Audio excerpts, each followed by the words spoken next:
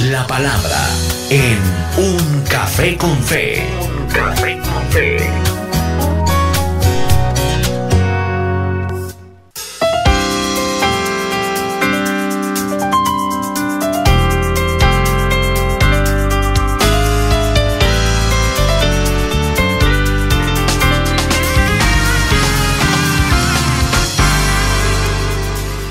Aquí estamos ya, listos, preparados para tener estos minutos de bendición, estos minutos de palabra. ¿Cuál es la idea? Instruirnos siempre, siempre en la palabra de nuestro Dios. Que la palabra de Dios corra y sea glorificada. Que la palabra de Dios sea primordial en todo lo que nosotros hacemos.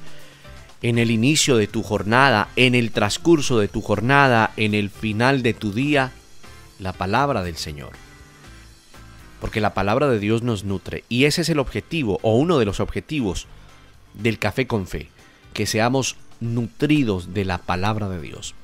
Hay un relato en Hechos capítulo 16, ustedes lo han leído, todo lo que ocurrió, de hecho todos los relatos en el libro de los Hechos son muy apasionantes, son muy emocionantes, son muy interesantes. Pero para hablar un poco acerca de ese acontecimiento, contemos un poco de lo que ocurrió en Hechos capítulo 16. Dice la Biblia que Pablo y Silas van por la provincia de Galacia y que al querer ir a un lugar que se llama Frigia, el Espíritu Santo les dijo no van a pasar hacia allá. Les fue prohibido por el Espíritu Santo, así lo dice textualmente la palabra.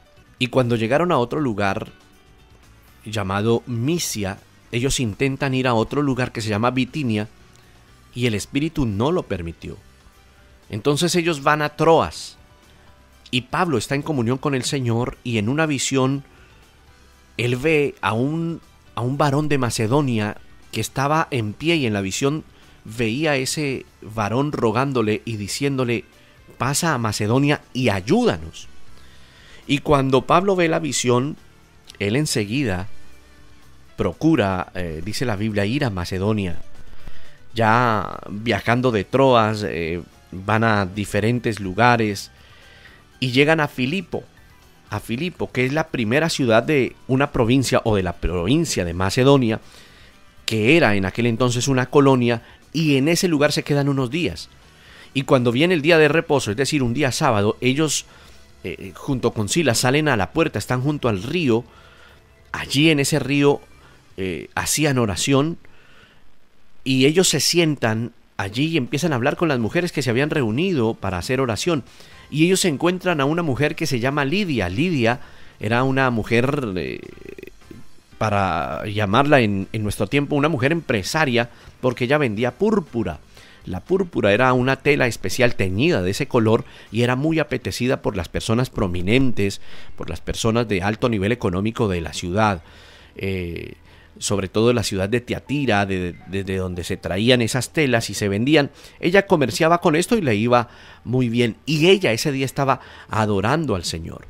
Pero cuando ellos empezaron a compartir la palabra de Dios, la Biblia dice que el Señor abre el entendimiento de ellos, que el Señor abre el corazón de ella, de Lidia, para que escuchara la palabra de Dios, la palabra que Pablo estaba predicando. Ella, al creer, es bautizada, luego toda su familia comparten de la palabra, ellos creen. Ella toma tanto cariño a Pablo y a Silas que les dice: quiero que se queden en mi casa. Ellos no quieren tanto, no quieren incomodar. En todo caso, por la insistencia de Lidia, él se queda allí unos días en la casa de Lidia con Silas. Hablan del Señor, empiezan a ir a la oración todos juntos, y cuando van a la oración, allí salía, dice la Biblia, que una joven que tenía un espíritu de adivinación, y esa mujer era esclava de una pareja, y esa pareja sacaba provecho de esta joven porque adivinaba. La ciudad de Filipo era un lugar donde venían muchos viajeros, y esto causaba novedad, entonces la consultaba y esa joven esclava le daba grandes dividendos a esta pareja de jefes o de amos. Pero cada vez que pasaba Pablo, dice la Biblia, estoy relatando, parafraseando lo que dice Hechos 16, esta joven daba voces diciendo: estos hombres que van ahí son siervos del Dios Altísimo, y ellos les anuncian el camino de la salvación. La Biblia dice que esto lo hacía ella por muchos días. Pero esto llegó un momento en que desagradó a Pablo, y un día Pablo viene y reprende el espíritu de adivinación en esa joven, y le dice textualmente, como dice la Escritura: te mando en el nombre de Jesucristo que salgas de ella. Dice la Biblia que la joven fue libre, pero los amos que ganaban de la adivinación y del engaño, del espíritu de adivinación que tenía esta joven, pues ven que se va a su ganancia. Y dice la Biblia que prendieron a Pablo y a Silas, los golpearon, los trajeron ante las autoridades, se armó un alboroto en la ciudad, los presentan frente a las autoridades, los acusan, dicen: ellos siendo judíos están alborotando la ciudad, están enseñando costumbres extrañas, no nos es lícito recibir esas enseñanzas porque nosotros somos romanos. Dice la Biblia que todo el pueblo vino, se agolpó, fue un acontecimiento, rasgaron sus ropas, ordenaron que les azotaran, y cuando les azotaron los echaron a la cárcel, y llaman al carcelero y les dice: mire, estos dos hombres tienen que guardarlos con seguridad. Y el carcelero recibe ese mandato y se los lleva al último calabozo. La Biblia dice que se los llevó al calabozo de más adentro y que les aseguró los pies con un cepo. Dice la Escritura que Pablo y Silas están orando, están cantando himnos, que a la medianoche están haciendo eso después de ser azotados, después de todo ese acontecimiento. Ellos están gozosos, ellos están cantando. Llega la medianoche y viene, dice la Escritura, un gran terremoto, de tal manera que los cimientos de esa cárcel se sacuden y se abren todas las puertas. Y dice la Biblia que las cadenas de todos los presos se sueltan. El carcelero se despierta muy asustado. El carcelero ve las puertas abiertas de la cárcel y él saca su espada para matarse, pensando que los presos se habían ido, habían huido. ¿Por qué intenta matarse? La mayoría de carceleros eran hombres ya jubilados del ejército romano y les daban ese cargo para que, aparte de su jubilación, ganaran y tuvieran un trabajo, y generalmente ubicaban la vivienda de los carceleros junto con su familia, y ellos, los carceleros, hacían ese trabajo. Pero si el gobierno romano, el gobierno militar o los militares romanos se dan cuenta de que se han escapado todos los presos, él iba a ser muerto, a ser ajusticiado como un delito militar. Entonces él decide matarse, quitarse la vida. Pero Pablo, cuando ve que el carcelero va a hacer eso, él clama. Dice la Biblia que clamó y le dice: no tengas miedo, no te vayas a matar, nosotros estamos aquí. Entonces dice la Biblia que el carcelero está temblando, está nervioso, y ve que todos los presos están allí, y esto le causa cuidado, y dice la Biblia que él se postra, y él los saca de allí, de ese último lugar donde están, les quita el cepo y les dice, está muy impresionado por lo que ha ocurrido y sabe que ellos tienen algo de parte de Dios. Y la pregunta que le hace el carcelero es: ¿qué debo hacer para ser salvo? Y aquí es donde viene la parte neurálgica de lo que queremos hablar en esta mañana, o en este tiempo, en estos minutos. Pablo y Silas le dicen al carcelero: cree en el Señor Jesucristo y serás salvo tú y tu casa. Ellos le hablan de la palabra del Señor, y hablan de la palabra del Señor a todos los que estaban en su casa. Dice la Biblia que fueron lavadas las heridas de Pablo, de Silas, y que ese carcelero se bautiza con toda su familia, que ese carcelero los lleva a su casa, les puso una mesa, se regocijan de haber creído y que fue una bendición. Lo que parecía algo muy difícil termina en una bendición de salvación. Pero ahí hay diferentes discusiones. Cuando Pablo, junto con Silas, responden a esa pregunta que hace el carcelero dice: ¿qué tengo que hacer para ser salvo? Y Pablo contesta: cree en el Señor Jesucristo y serás salvo tú y tu casa. Miren, esa simple respuesta, estimados amigos, ha generado un debate tan grande acerca de ese significado, porque hay malos entendidos respecto a esa respuesta. Hay un sinnúmero de malentendidos, pero vamos a referirnos a unos, no sé, 3 o 4 tal vez. El primero, para explicarle a nuestros amigos oyentes, el primer malentendido es si se presenta un mensaje del Evangelio adecuado para cualquiera. ¿A qué me refiero? ¿Las palabras de Pablo son suficientes para salvar a cualquier persona? ¿Las palabras que él comparte en ese momento? Y la respuesta es sí, si esa persona sabe quién es él, o sea Jesús, en quien está creyendo. Si esa persona sabe qué significa creer y para qué está creyendo en él. Para eso sirven esas palabras. Si la persona sabe quién es Jesús y si sabe qué es lo que está haciendo. Pero no va a servir si esa persona tiene una información incorrecta acerca de quién es Jesús. No va a servir si tiene una opinión equivocada de lo que significa creer y un punto de vista errado, que no es, acerca de su necesidad de la salvación eterna.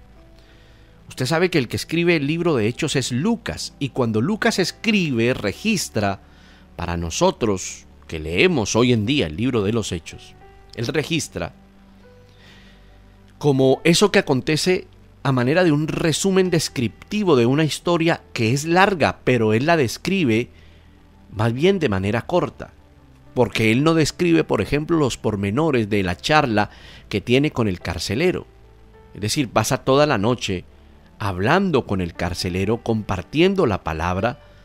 Nos podemos imaginar que mientras se reorganizan todas las cosas y los presos vuelven a sus celdas y vuelve toda la normalidad, Pablo y Silas le están hablando de lo que aconteció, pero le están hablando de salvación. Entonces hay que entender cómo es que Lucas registra esos hechos, que es sencillamente un resumen. Describe una historia que fue muy larga, pero él la describe de manera corta, contando los pormenores más importantes.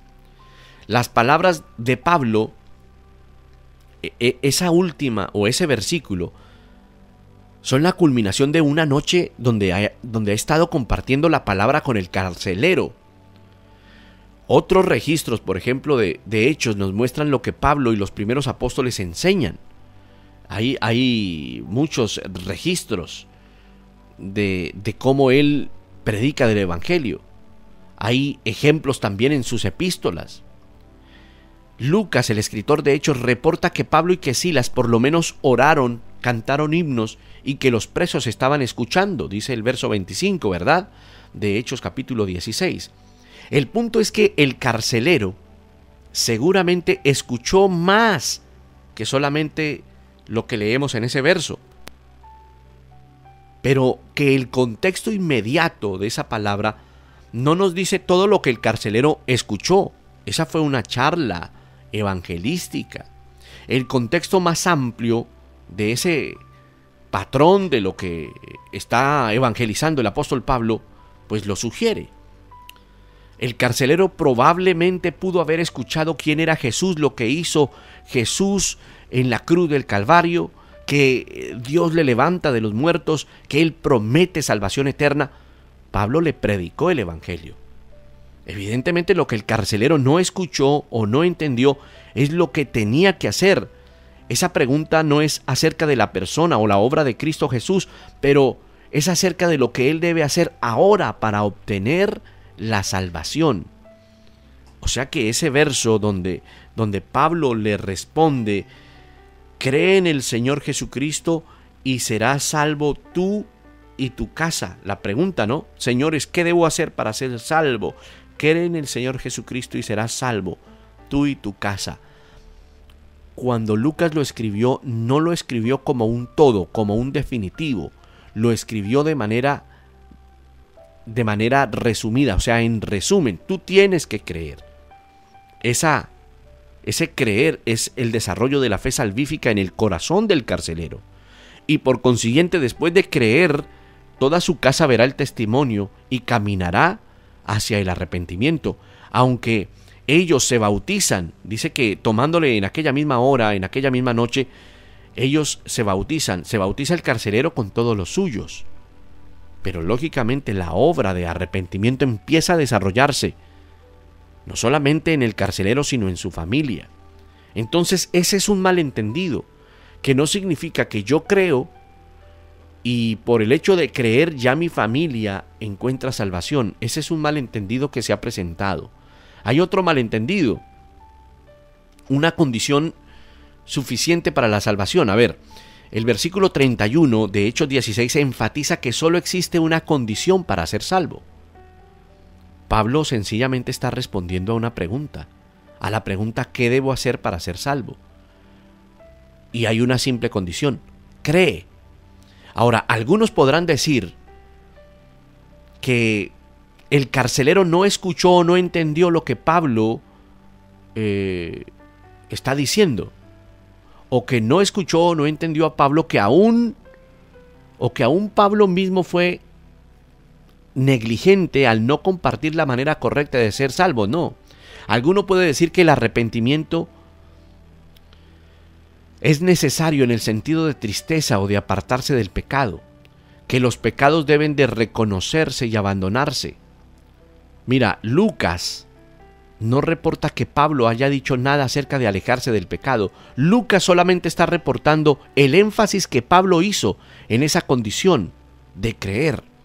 Es posible que Lucas, quien escribió Hechos, no haya encontrado toda la respuesta de Pablo, pero si Pablo mencionó el arrepentimiento en relación con la salvación, sabemos que no fue en el sentido de alejarse del pecado como una condición.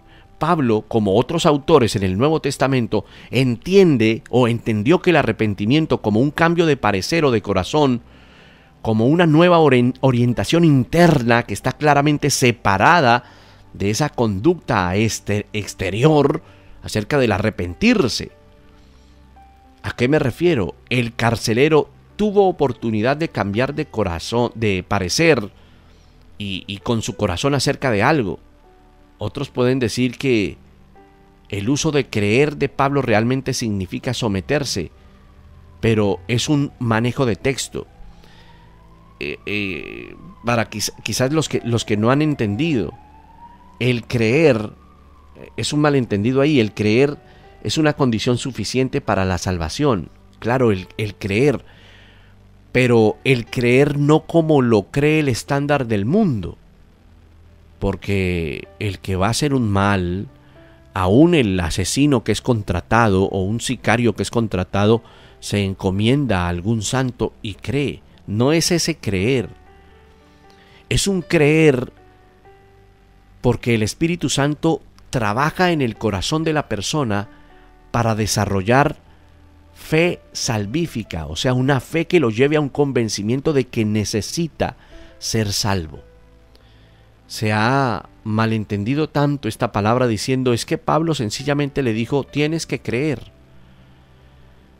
Él ya había creído, pues porque había visto que ningún preso se fue, había visto un milagro para él. Pero Pablo le está diciendo creer en cuanto a la obra de salvación en su corazón. Entendamos que Pablo no le dice esa frase y se acabó la charla entre el carcelero y Pablo. Ese cree en el Señor Jesucristo y serás salvo tú y tu casa es el final después de haberle explicado tantas cosas a lo largo de esa noche. Hay otro malentendido, el malentendido número 3, someterse a Cristo Jesús como Señor de la vida de uno es un requerimiento. A ver, desglosemos esto. Algunos que enseñan ese error argumentan que Pablo le está diciendo al carcelero: cree en el Señor Jesucristo, con lo que ellos quieren decir sencillamente: cree y ya, y sigue con tu vida. No, ese es otro malentendido. Ese creer es ir más allá. Ese creer es que el Espíritu Santo empiece a convencerle del verdadero pecado que tiene esta persona. Ese creer es entender que el Señor Jesucristo es el único que puede rehacer la vida, que puede traer paz, porque se gesta un verdadero arrepentimiento en un corazón que lo necesita. Algunos insisten que fue el convencimiento de Pablo. No, Pablo sencillamente es un instrumento que habla de la salvación y luego actúa la obra del Espíritu Santo. Y esto hay que entenderlo de la siguiente manera: no es la manera en que hablas. Algunos quieren predicar del Evangelio como si estuvieran vendiendo un producto que se llama Evangelio, como si fuera un producto comercial, y lo promocionan, y no es así.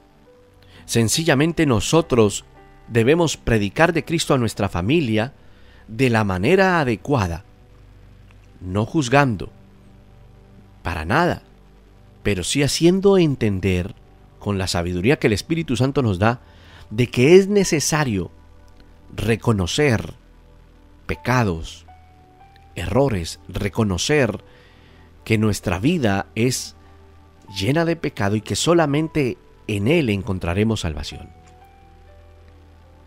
Mucho se ha hablado de este tema y se ha minimizado, diciendo sencillamente: cree y ya serás salvo. Qué importante es creer y entender que es la obra del Espíritu Santo. En la sociedad del primer siglo, del tiempo de cuando ocurre esta escena, el respeto por los hombres y por la cabeza del hogar era muy importante. Cuando Pablo le predica a la casa del carcelero, o sea, su familia, inclusive sus siervos, la Biblia dice que ellos también creen. La Biblia dice que ellos se bautizan. Que ahí también hay un resumen rápido de Lucas. Lucas está diciendo que hablaron la palabra del Señor y todos los que estaban en su casa, y él, tomándoles en aquella misma hora de la noche, les lavó las heridas y enseguida se bautizó él con todos los suyos, y llevándolos a su casa les puso a la mesa. Ahí ocurre un lapso de tiempo. Y para que entiendas, imagínate todo el acontecimiento. Su familia también está sorprendida, pero su familia está maravillada de lo que ha ocurrido. Ellos creen, se bautizan. Hay una obra de arrepentimiento también en ellos. Así como el carcelero tenía que creer por sí mismo, también cada miembro de la casa tiene que creer por sí mismo. La salvación siempre depende de la respuesta personal de fe en Jesús como el Salvador nuestro. La fe de una persona no tiene eficacia para otra persona. El Señor enseña acerca de la salvación como personal. Pablo le dice al carcelero que él va a ser salvo si cree, y todos los de su casa van a ser salvos si ellos también creen. Es la misma promesa que, por ejemplo, en otra escena del libro de los Hechos se le hace a Cornelio. Es otra historia. Por eso Pablo predica el Evangelio a todos en la casa del carcelero. El carcelero se somete, se bautiza, se regocija con toda su casa de haber creído, dice la palabra del Señor. Cada persona en su casa cree en el Señor como Salvador y por tanto vienen a las aguas. La salvación es mucho más que creer, es decir, que creer en el aspecto de mundo, del estándar de mundo. Lo que quiere enseñar la palabra cuando dice Pablo, cree en el Señor Jesucristo, es que la obra del Espíritu Santo haga el trabajo en el corazón. Por eso en los últimos tiempos se ha desarrollado el hecho de creer de manera muy liviana. Ya crees, eres cristiano, eres creyente. Nosotros hacemos nuestra parte. El Espíritu de Dios, que trae convencimiento de pecado, hará la de Él. Muchos dirán creo, pero no lo harán de corazón. Muchos dirán creo esperando un milagro, mas no la salvación. Qué importante es entender nuestra salvación, una salvación tan grande, tan especial, una salvación que es tan importante para nosotros, una salvación que se da porque el Señor Jesucristo se entrega en la cruz del Calvario. La Biblia dice que tomándolos en aquella misma hora de la noche les lavó las heridas. Ha pasado un tiempo desde que se da ese gran terremoto, porque en el verso 25 dice la palabra que a medianoche estaba orando Pablo y Silas, cantando himnos, y los presos los oían. Punto. Luego viene el verso 26, es decir, pasa un lapso de tiempo, ¿verdad? Entonces sobrevino de repente un gran terremoto. El carcelero está asustado, pero cuando ve todo eso, ya desde ese mismo momento, el Espíritu Santo ha empezado a hacer una obra especial. Los comentaristas hablan acerca de la obra del Espíritu Santo diciendo que se empezó a dar desde el mismo momento en que Pablo y Silas llegan a la cárcel y son ubicados en el último calabozo, como dice la palabra, en el calabozo de más adentro. Cuando ellos empiezan a cantar la palabra del Señor, la obra del Espíritu Santo empieza a fluir en cada celda y empieza a llegar el mensaje cantado con himnos de la palabra del Señor. Es tan especial la obra del Espíritu Santo, tan delicada, tan sencilla muchas veces, que a veces la persona ni siquiera se da cuenta. Pero esos cánticos estaban entrando en el corazón de ellos, sobre todo del carcelero. Y cuando vino ese terremoto, y él en un momento de ansiedad, de temor, se iba a suicidar, saca la espada, se iba a matar, porque está pensando que los presos se fueron. El Señor hará cosas realmente especiales en medio de tu familia. Si tu familia no cree, no es creyente, hijos de Dios, conversos, convertidos al Evangelio, ellos no son creyentes, es decir, no tendrán salvación. Pero que el Señor te dé a ti, que eres creyente, la capacidad de anunciar la palabra del Señor. Te pongo un ejemplo. Una mujer que está casada, por ejemplo, con una persona que es inconversa. Lo que Pablo escribe, por ejemplo, en Corintios, que cuando una mujer tiene un marido que no es creyente, y dice Pablo, y él consiente en vivir con ella, no lo abandone, porque el marido incrédulo es santificado en la mujer, pues de otra manera vuestros hijos serían inmundos, mientras que ahora son santos. Está aconsejando Pablo en Corintios. Hay muchas mujeres en las iglesias que están casadas con hombres que no creen en el Señor Jesús. Es una situación difícil, ¿verdad? Pero es alentador recordar que mujeres cristianas hace mucho tiempo en la iglesia primitiva se encontraban en la misma situación. Y es aún más alentador saber que Dios inspira palabras para esas mujeres que se encuentran en esas circunstancias, hablando de salvación. Pablo da consejos matrimoniales, por ejemplo, a 3 diferentes grupos de creyentes, podríamos llamarlo de esa manera. Primero, aconseja a creyentes que han quedado viudos a permanecer solteros si es posible. Y si buscan casarse, Pablo más adelante en el mismo libro insiste en que se casen solo en el Señor. Otro consejo, Pablo ordena que los matrimonios creyentes no se divorcien. Otro consejo, él escribe a los que están en matrimonios mixtos, es decir, creyentes con inconversos, a permanecer en ese matrimonio de posible por el beneficio espiritual de aquel que no conoce de Cristo. Nos enfocamos en ese último consejo, por ejemplo, para ir cerrando. Note que Dios exige, por ejemplo, a la persona creyente que permanezca casada. En este caso el consejo es a las mujeres, a que permanezca casada con su esposo no creyente, mientras que él consienta. Pablo da una orden absoluta a la esposa creyente en esa situación. No lo abandone, le dice, estoy describiendo lo que dice 1 Corintios 7:13.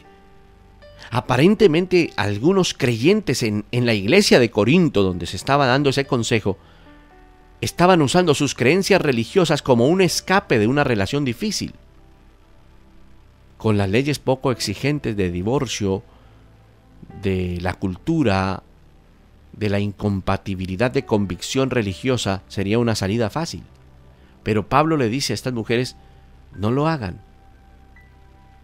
¿Por qué ese consejo? ¿Por qué no deberían buscar divorciarse? Hablando de salvación para la familia, en este caso de alguien, en este caso el esposo que no es creyente. La respuesta se da en 1 Corintios 7:14. La creyente, la hija de Dios, la cristiana, no debe dejar a su esposo, porque ella tiene un efecto santificador sobre su esposo inconverso y sobre esos hijos. El texto dice, el marido incrédulo es santificado en la mujer. Así dice el texto, pero ¿qué significa? El hecho de que el inconverso es santificado no significa que es salvo por asociación. Fíjate que se puede presentar el mismo error de hecho. No es por asociación.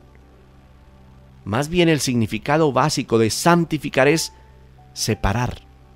En otras palabras, el esposo inconverso es separado para la atención especial del Señor, y esto no aplica solo a su esposo, también aplica a sus hijos.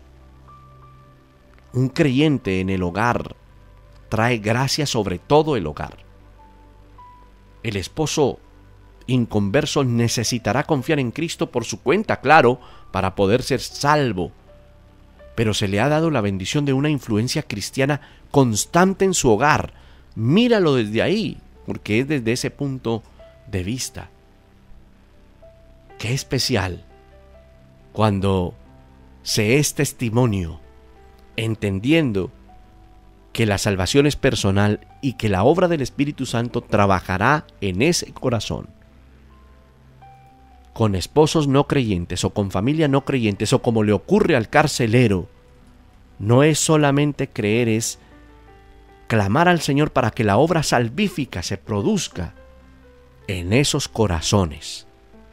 Porque no solamente es creer solamente por creer, es que el Espíritu Santo convenza de pecado ese corazón. Padre, gracias por estos minutos.